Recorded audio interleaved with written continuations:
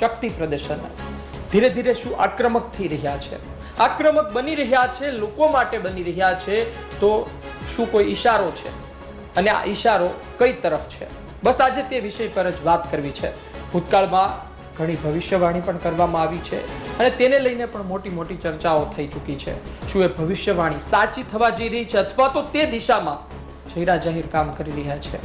તેના પર વાત કરીએ આજના વિડીયોમાં. વાત કઈ તેવી છે કે જયરાજ આહિર લોક સાહિત્યકાર માયવા આહિરના પુત્ર, તળાજા મહુવા તેની આજુબાજુના વિસ્તારમાં એક મોટું નામ, ધીરે ધીરે સક્રિય રાજકારણમાં આવી રહ્યા છે.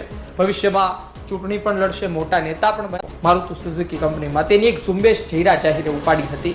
તેનું સ્થળ પણ બદલાયું, એટલે કે જે જગ્યાએ મળવાનું હતું એ સ્થળ પણ કહેતા મને ગૌરવ થાય. 5000 થી પણ વધારે યુવાન મિત્રો સોશિયલ મીડિયાના માધ્યમથી આ પ્રક્રિયામાં જોડાણા છે અને સમગ્ર ટીમને પણ હું અભિનંદન પાઠવું છું કે આપના દ્વારા હર હંમેશ કોઈ પણ સમયે કોલ છે હોય, કોઈ ધ્યાનમાં એવો વિષય આવ્યો નથી કે આપના દ્વારા એમને સંતોષકારક જવાબ નથી મળ્યો. સમગ્ર ટીમને અભિનંદનને પાત્ર છે.